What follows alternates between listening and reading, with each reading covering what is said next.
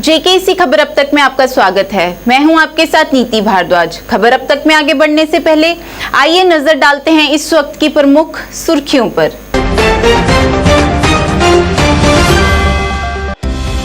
शेर Kashmir international convention centre में किया गया एक कार्यक्रम का आयोजन। उपराज्यपाल मनोज सिन्हा सहित कई उच्च अधिकारी रहे मौजूद।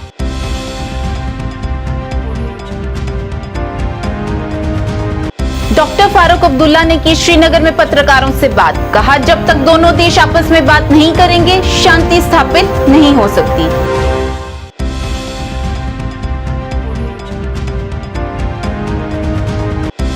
गंग्याल अस्पताल में जम्मू के डिप्टी मेयर बलदेव सिंह बलोरिया ने किया दौरा। कहा, अब गंग्याल अस्पताल में किडनी मरीजों के लिए जल्द ही डायलिसिस की सुविधा भी की जाएगी प्रदान।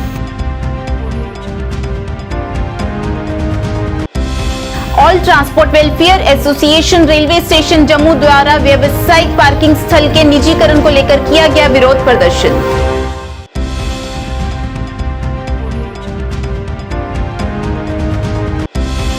जम्मू के रानी पार्क में शिवसेना डोगरा फ्रंट द्वारा किया गया विरोध प्रदर्शन। अध्यक्ष अशोक गुप्ता सहित कई कार्यकर्ता रहे मौजूद।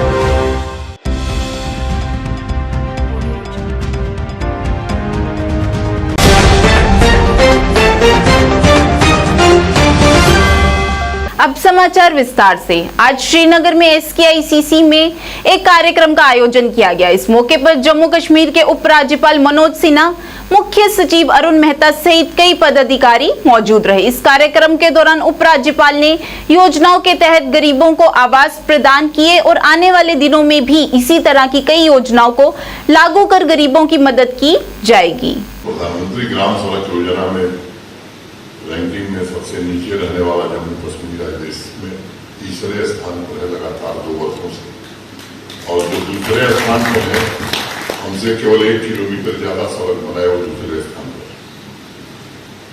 खेती का जिक्र भी हुआ है।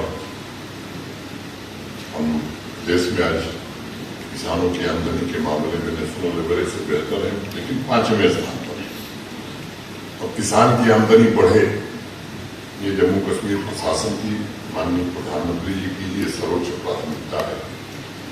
और जो holistic agriculture development plan Jammu Kashmir शासन ने कृषि विशेषज्ञों के साथ मिलकर के बनाया है, मुझे यकीन है कि जो 29 प्रोजेक्ट्स या 29 इंटरवेंशन प्रपोज किए गए हैं, उसके कारण निश्चित रूप से अगले 4 सालों के बाद देश में किसी राज्य से हमारे किसान की आमदनी कम नहीं होगी। बहुत सोच समझ करके बनाया गया।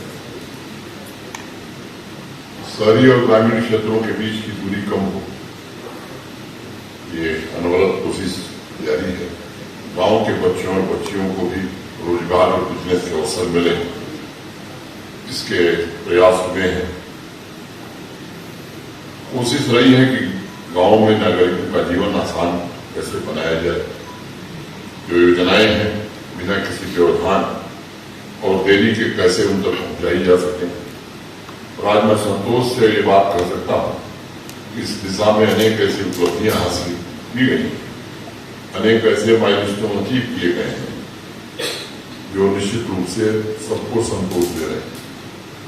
जो हमारी आबादी है, हमारी बहनें हैं, प्रधानमंत्री जी के विकसित भारत के संकल्प को पूरा करने के लिए आज बहनें भी जम्मू कश्मीर के विकास में बढ़ चढ़ करके हिस्सा ले रही हैं, योगदान दे रही हैं। अब प्रधानमंत्री आवास योजना में घर मिलना, आपने मंच पर देखा है कितना भावुक क्षण हो जाता है गरीब आदमी के लिए। वो केवल उसका घर नहीं होता है, मैं समझता हूं वो उसका सपना जब पूरा होता है तो वहां से वो बड़ी छलांग लगा सकता है। उस सबको हम लोगों ने अपनी आंख से देखा है, आप रोज देखते होंगे।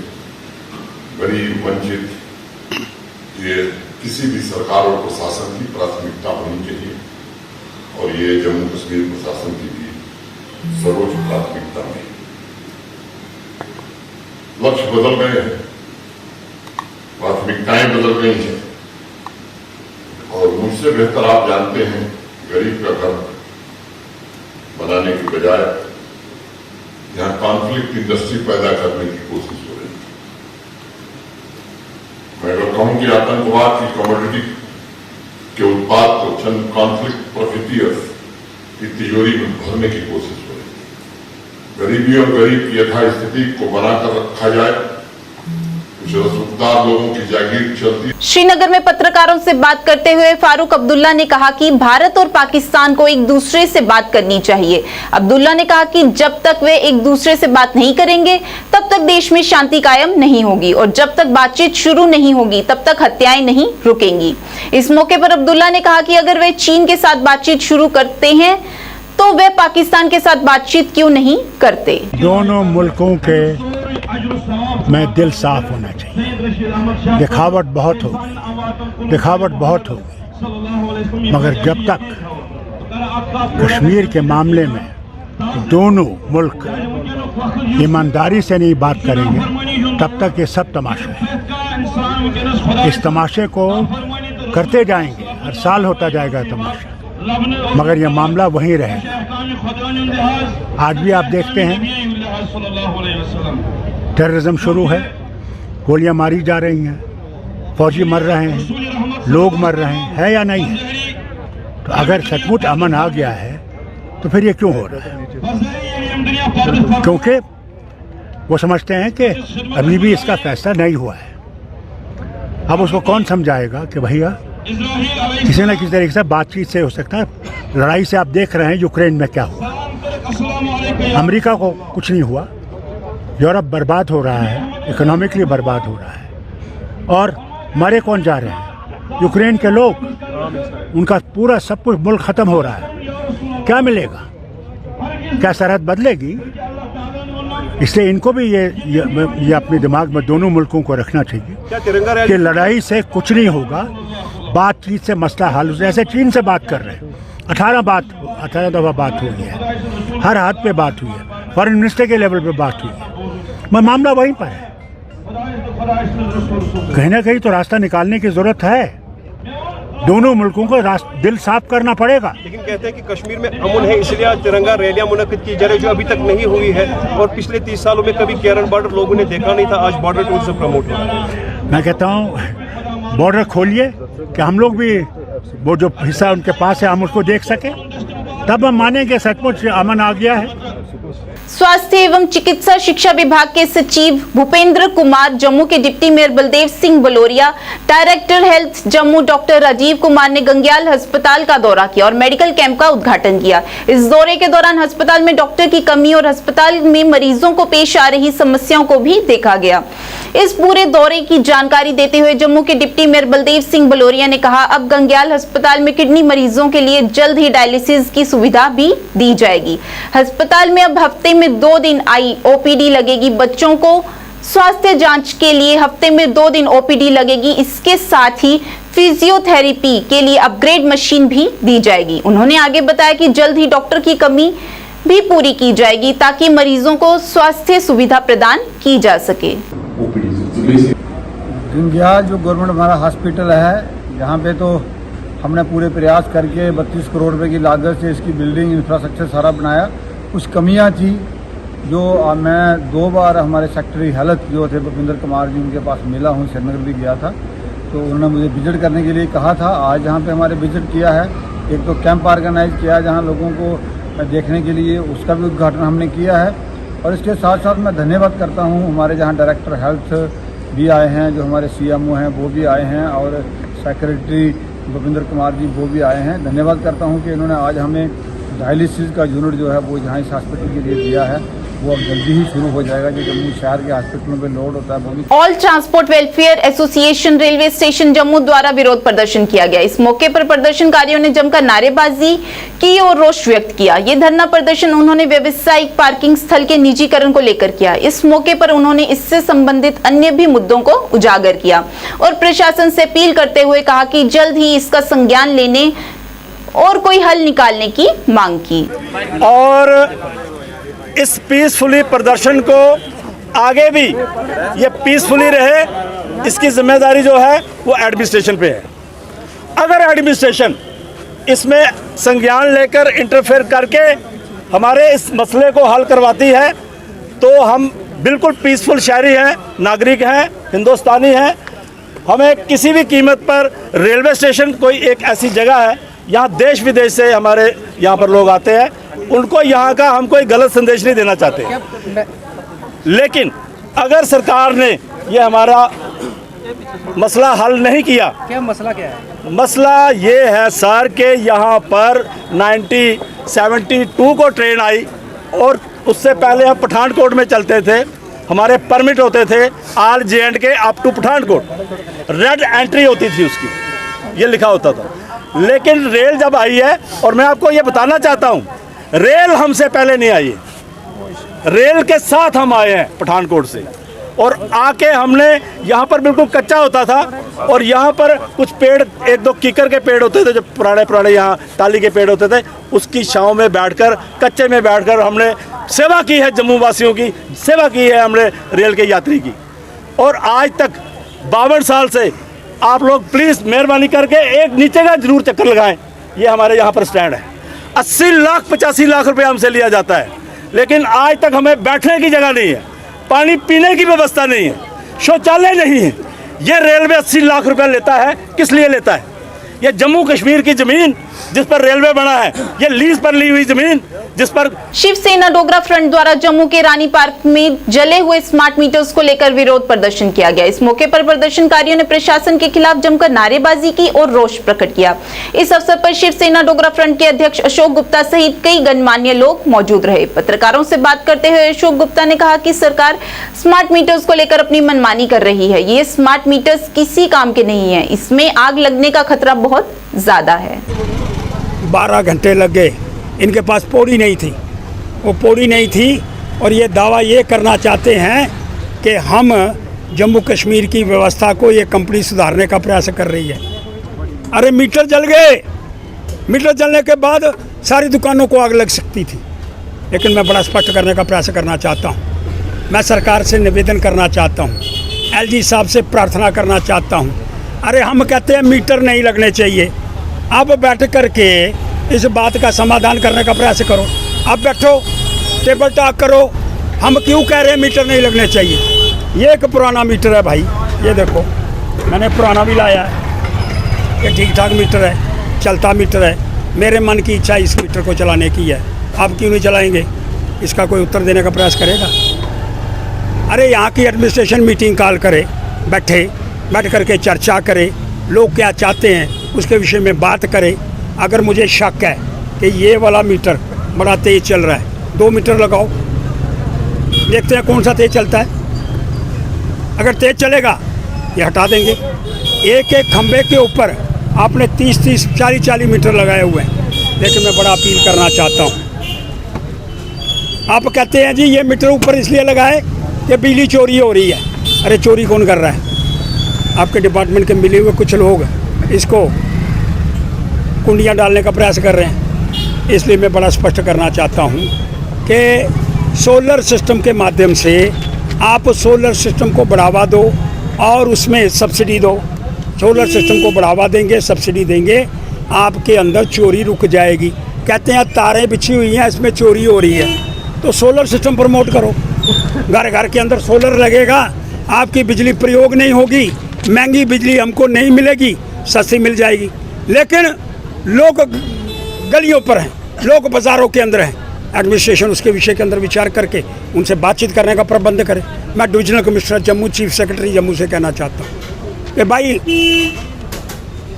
वर्चुअल रैली संबोधन कर रहे हैं माननीय मोदी जी दिल्ली से। श्रीनगर में तिरंगा रैली निकाली गई, जिसमें छात्रों और कर्मचारियों की जबरदस्त और उत्साही भागीदारी देखी गई। तिरंगा रैली के दौरान छात्रों के हाथों में राष्ट्रीय ध्वज लिए देशभक्त के नारे भी लगाए गए। रैली में ASP शिवम और नागरिक व पुलिस प्रशासन के अन्य अधिकारी भी उपस्थित रहे। ऑफ सैक्रिफाइस जो रिकग्नाइज करे लोग, उसके लिए हमने ये कैंपेन रखा है। सर ये कहाँ तक रैली जाएगी अभी? ये रैली जाएगी आपका लाल चौक तक। सर इसमें कितने बच्चों और कितने पुलिस वाले? काफ़ी स्टूडेंट्स हैं यहाँ पे एंड काफ़ी सारे सिविल सोसाइटी के भी लोग हैं, हमारे शॉपकीपर्स हैं एंड पुलिस डिपार्टमेंट के भी लोग हैं, तो अक्रॉस सोसाइटी हमारे पास यहाँ पे पार्टिसिपेशन है। सर एक्चुअली में लोग नहीं जानते हैं कि क्या डिटेल है इसकी, अगर आप बताएंगे थोड़ा सा हमारे नाज़रीन को कि डिटेल क्या है इसकी, मेरी माटी मेरा देश है क्या और किसके तहत ये ऑर्गेनाइज किया जा रहा है? ये मैंने जैसे आपको कहा कि ये हमारा जो 75 ईयर्स ऑफ इंडिपेंडेंस का आज़ादी का अमृत महोत्सव कैंपेन जो चल रहा है उसी का कल्मिनेशन है ये इवेंट, एंड इसका गोल है to instil a sense of ये क्या कहते हैं नेशनलिज्म एंड मतलब अवेयरनेस अमंग द पीपल कि लोगों ने जो यहाँ पे सुप्रीम सैक्रिफाइस किया है हमारे हीरोज़ ने, उसके regarding. Deputy commissioner doctor Syed Fakhruddin Hamid और डीडीसी चेयरमैन चौधरी मोहम्मद यूसुफ गुरसी अनंतनाग ने बुमजुआ, इंद्रान, पंजमुला ब्रेड फिल्ट्रेशन प्लांट का दौरा किया। इस अवसर पर deputy commissioner doctor Syed Fakhruddin Hamid AC hydraulics और कार्यकारी अभियंता जल शक्ति बिजबेहरा और अन्य अधिकारियों के साथ उद्घाटन किया। अभी आज पब्लिक को सपोर्ट करनी थी, डेडिकेट करनी थी, तो उसके लिए से मैं पूरी टीम पे मुझे पूरा भरोसा है कि टाइमलाइन से पहले ही बाकी प्रोजेक्ट भी कंप्लीट होंगे।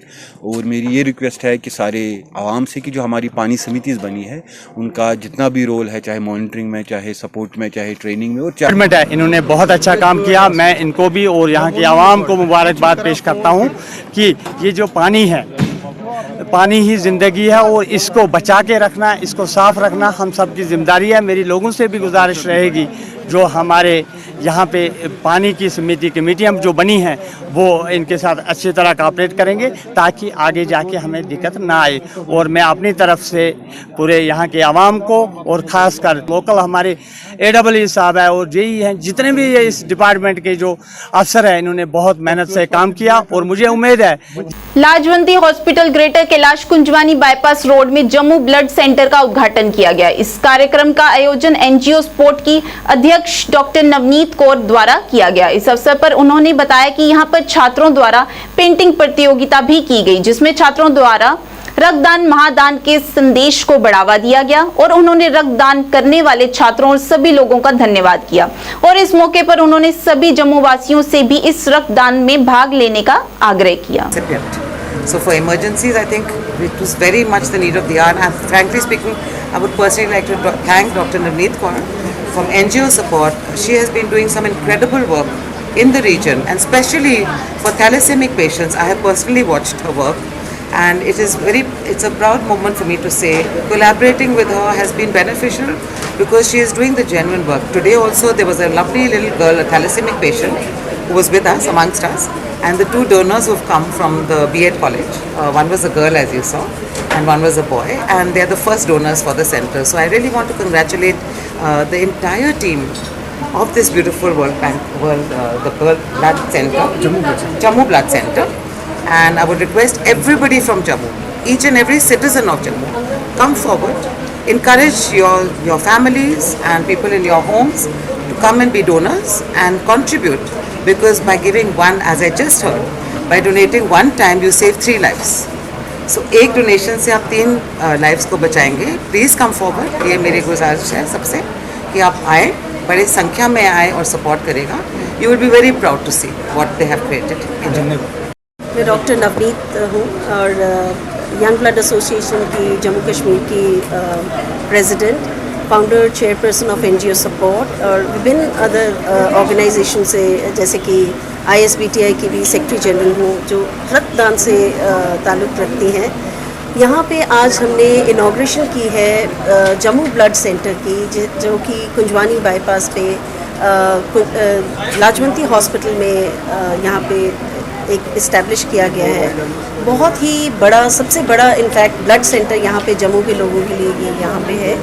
और जैसे कि हम सब जानते हैं कि ये एक संजीवनी है जो एक इंसान ही इंसान को दे सकता है। और रक्तदान महादान में डॉक्टर समीर का, डॉक्टर पारस का, डॉक्टर गुरप्रीत का, अनुपादा सर का जो कि फाउंडर हैं यंग ब्लड एसोसिएशन के, ऋतु जी का, जिन्होंने यहाँ पे सब ने मिलजुल कर इसको बहुत अच्छे से ये जो एक सपना है वो साकार किया है इसके इनॉग्रेशन का। और बढ़ चढ़कर मैं शुक्रिया अदा करूँगी अपने YBA के वॉलंटियर्स का, जो कि डोनर्स, वॉलंटियर ब्लड डोनेशन के लिए B.Ed कॉलेज के बच्चों का, और सपोर्ट के जो वॉलंटियर्स का जो ब्लड डोनेशन के लिए यहाँ पे आए हैं। कुछ और भी संस्थाएं हैं हमारे साथ, जैसे सर्विस टू ह्यूमैनिटी से भी कुछ बच्चे यहाँ पे आए, युवा। कुछ स्पोर्ट्स के साथ जो जुड़े हुए हैं वो भी यहाँ पे हैं। और इसके साथ ही हमने एक कोऑपरेटिव स्कूल के बच्चों ने यहाँ पे on the spot painting competition है, ड्राइंग कंपटीशन आयोजित किया है, जिनमें ये इसी थीम पर ये अपने मैसेजेस या पोस्टर कंपटीशन है। और मैं सबका वंस अगेन शुक्रिया अदा करना चाहूँगी और आवाम को, ये जम्मू कश्मीर के लोगों को एक मैसेज देना चाहती हूँ कि आइए हमारे साथ जुड़िए और रक्तदान कीजिए। इसकी कमी यहाँ पे पेशेंट्स के लिए नहीं होनी चाहिए। Thank you. कुपवाड़ा जिले में डीएच हंदवाड़ा आने वाले मरीज 200 बेडेड सेवाओं के लिए बनाई गई इमारत के पूरा होने का इंतजार कर रहे हैं, जिससे क्षेत्र में स्वास्थ्य सेवा प्रभावित हुई है। पत्रकारों से बात करते हुए ट्रेडर्स फेडरेशन के अध्यक्ष हंदवाड़ा सोफी एजाज ने कहा कि रोगियों, विशेष रूप से गर्भवती महिलाओं, सर्जरी रोगियों, ऊर्जा रोगियों की जगह की कमी के कारण भारी असुविधाओं का सामना करना पड़ता है और भवन अभी भी अधूरा है। उन्होंने कहा 5 साल पहले सरकार ने डीएच हंदवाड़ा के लिए एक नई इमारत का निर्माण शुरू किया था, लेकिन ये अभी तक पूरा नहीं हुआ है। उन्होंने कहा कि वे कई बार इस मामले को स्वास्थ्य विभाग और उच्च अधिकारियों के समक्ष उठा चुके हैं, लेकिन आज तक भवन का निर्माण पूरा नहीं हो सका है। इस बीच उन्होंने एलजी प्रशासन और जिला प्रशासन से अपील की है कि वे इस मामले को देखें ताकि इसमें और अधिक परेशानी ना हो। बहुत सारे इमरजेंसी पेश, क्योंकि इमरजेंसी का कोई टाइम नहीं होता है। ये जीएमसी है, शर्म है इनके लिए और शर्म है हमारे लिए भी। 3 बजे के बाद अल्ट्रासाउंड होता नहीं है। अपेंडिक्स पेशेंट ही, किडनी फेलियर पेशेंट ही, तुथ का पेशेंट यस यूएसजी मजबूरी। अगर यूएसजी गसा हॉस्पिटल्स मज के, अगर यूएसजी हॉस्पिटल्स मज आगे तुम वनु मे एज इंसानियत बुझ तमिस मैडम जीएमसी मैडम वन यह हॉस्पिटल यह जीएमसी। 3 चीज कत रातस खुदा की कसम इसी पे फर्क ओत डिस्ट्रिक्ट हॉस्पिटल वो बनाए जीएमसी, फर्क पे इसी वो शाम जूनियर 4-5 डॉक्टर बड़ असल डॉक्टर जूनियर तुम इंटर्नशिप वो सीखते हैं। Um bro senior 3 GMC bro district hospital at senior 3 MS कर MD कर इसी गई कि तुम बीठ रूमन मज और अत लक बच्चे और पच दपान तुम on call. On call, what does it mean? On call? When doctor is duty in emergency, why he is in his private room? Why? How? अगर वो एक नाइट देता है, कल वो 3 दिन ऑफ लेता है, किस चीज़ को ऑफ लेता है? क्या इतने बड़े साइंटिस्ट बन गए अब ये ऑन कॉल पे बैठते? और इनका रोस्टर देख लो, रोस्टर पर लिखा है ऑर्थोपेडिक अवेलेबल है, आपका सर्जन अवेलेबल है, आपका यहाँ पे फिजिशियन अवेलेबल है। मैंने खुद आया, अगर किस हार्ट पेशेंट हार्ट फेल गस, किस रग फट, किस किडनी फेलियर गस, कह एक्सीडेंट गस, वन में हार्ट पेशेंट 5 सेकंडों अलाव हेकान दरित। ब्रेन हेमरेज वोल पेशेंट है क्या गड़ित क्या कि वह ऑन कॉल गड़ से 119 रूम सानन तथ साना लगान 1 घंटे। और ये कहना चाहता हूँ दूसरी बात, हंदवाड़ा हॉस्पिटल में मुझे शर्म आती है, सिर्फ 12 bed 12 only 12 bed is in emergency और लोग हैं 15 लाख। मैं सर फाड़ना चाहता हूं, 15 लाख लोगों के लिए सिर्फ 12 बेड है यहां पे। और मुझे अब यकीन हुआ है सबसे ज़्यादा करप्शन अगर है जम्मू कश्मीर में कहीं वो डायरेक्शन ऑफिस हेल्थ में है। बिल्कुल ये क्लियर हो चुका है। क्या डायरेक्टर हेल्थ को ये दिखाई नहीं दे रहा है? 15 लाख लोगों के लिए 12 बेड है सिर्फ हंदवाड़ा हॉस्पिटल में और जीएमसी इसका दर्जा दिया गया है। कि बहुत बड़ी बिल्डिंग इस वक्त तैमीर हो रही है, हो गई है, पाई तकमील पर है, काम डिलिबरेटली रोका गया है। कितनी बार वो डायरेक्टर हेल्थ यहाँ पर हंदवाड़ा में आया और उसे जायजा लिया, एक डिस्ट्रिक्ट हॉस्पिटल को नहीं जीएमसी हॉस्पिटल को। जब गवर्नर साहब आते हैं उनके पीछे पीछे वो भी होते हैं और गवर्नर साहब को उस वक्त हॉस्पिटल में नई चादरें बिछाए जाते हैं, बेडों पर नए नए कपड़े लगाए जाते हैं, बेडों पे नए नए तकियों के वोरी लगाए जाते हैं, मैडमों को वो अपन शपन लगाए जाते हैं और वो एलजी साहब को और सरकार को वो धोखा देते हैं। कहना चाहता हूँ अगर हमको जीएमसी दिया गया, अगर हमें डिस्ट्रिक्ट हॉस्पिटल का दर्जा ऑलरेडी था, इनके सुप्रिटेंडेंट से आप बयान ले लो, मैं झूठ बोल सकता हूँ, इनकी जीएमसी मैडम, हम उनको बड़ा एहतराम करते हैं, उनसे वो बयान ले ले कि आपकी इमरजेंसी कितने बेडों पर मुश्तमिल है। आपके हॉस्पिटल में क्या यूएसजी होता है 4 बजे के बाद? क्या आपके हॉस्पिटल में 4 या 3-4 लड़के इंटर्नशिप वाले आपकी ओपीडी में, ये इमरजेंसी में नहीं होते हैं क्या? क्या आपका डॉक्टर 1 या 2 सिर्फ ऑन कॉल पर नहीं होते हैं?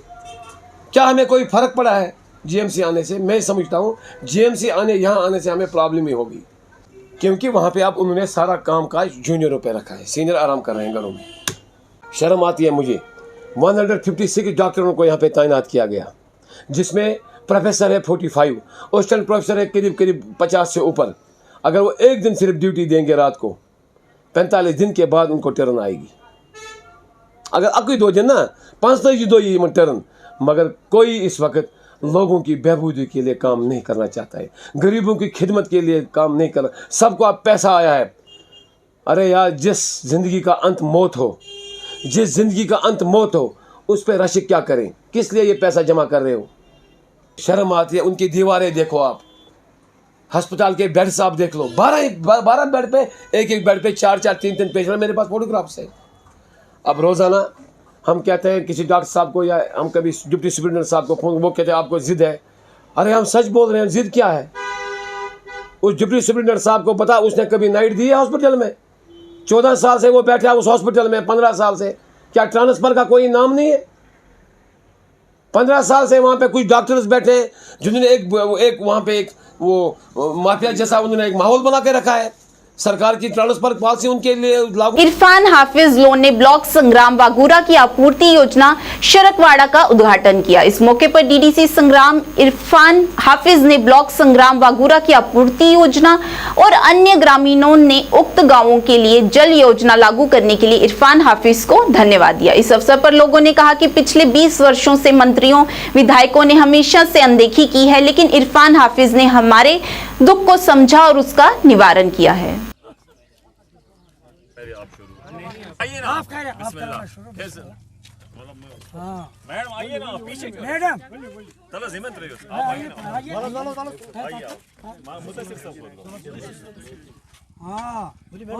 देखिए, हम सबसे पहले डिपार्टमेंट के शुक्रगुजार है।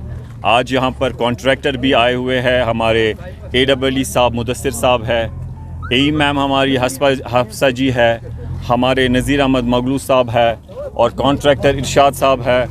तो हम इनका शुक्रिया अदा करते हैं डिपार्टमेंट का कि ये एक देरी ना मांग थी।